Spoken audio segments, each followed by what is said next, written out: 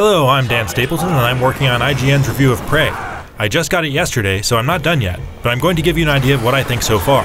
I'm about 8 to 10 hours in on the PC version. Performance has been very smooth, if you're wondering.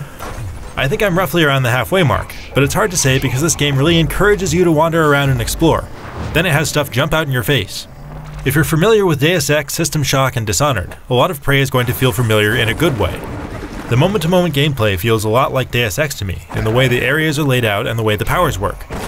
But there's no cover system and an almost complete lack of human interaction or dialogue choices. Plus, the world looks and feels a lot more like a System Shock game because obviously it's on a space station. But all of those games are pretty closely related anyway. Prey looks respectable with a style that resembles Arcane's other big game, Dishonored. That's especially evident in the character faces on the rare occasion they show up. I wouldn't say the environments look spectacular here, but there's a lot of interesting detail. Like Fallout or Bioshock, this is a possible future that might have happened if real-world history had played out differently, and picking out those differences is fun. There's a bunch of weird stuff, like the fact that we're on a space station with artificial gravity built by a civilization that hasn't figured out the touch-tone phone and still uses film projectors. The story's interesting so far, thanks to some good intrigue. The opening is a pretty clever approach too. Yeah, it's another Amnesiac story, but it's done in a way that sets up some Memento-like possibilities where you're dealing with messages from your pre-memory wipe self. But then there's the fact that this is a game about things that can look like other things. That's not a spoiler because I haven't gotten to any big reveals yet, but it's a nagging possibility that has me not trusting anybody. Prey is set on an open but heavily gated map. There's a lot of backtracking through the same areas as you're sent around on quests to find various items, but they're big enough and have enough nooks and crannies everywhere that become more accessible as you upgrade your abilities, so I'm not sick of them yet. I feel like I'm getting a generalist experience because I'm trying out a lot of skills rather than putting all my points into one thing or another.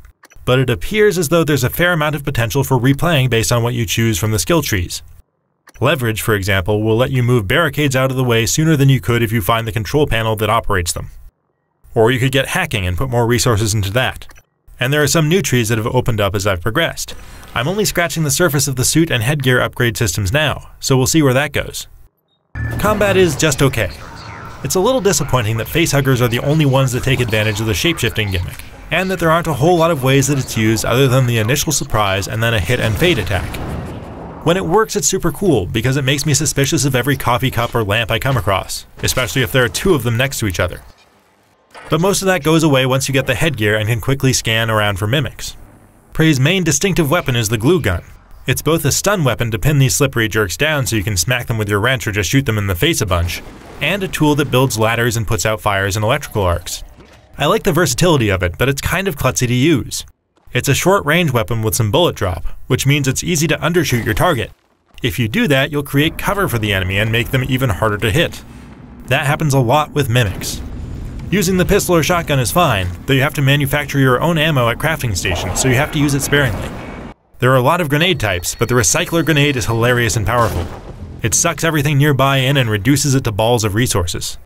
The one thing I really think is missing so far is some real AI manipulation. You can absolutely play stealthily and lure them out of your way with sounds and devices. But because the aliens are the only enemy faction, there aren't a lot of opportunities to really mess with them by luring them into other factions or hazards outside of nearby explosives or turrets you can sometimes set up. At least, not yet. I'm going to keep at it and get this review finalized for early next week. In the meantime, you should check out our graphics comparison and some maxed out 4K footage from the PC version.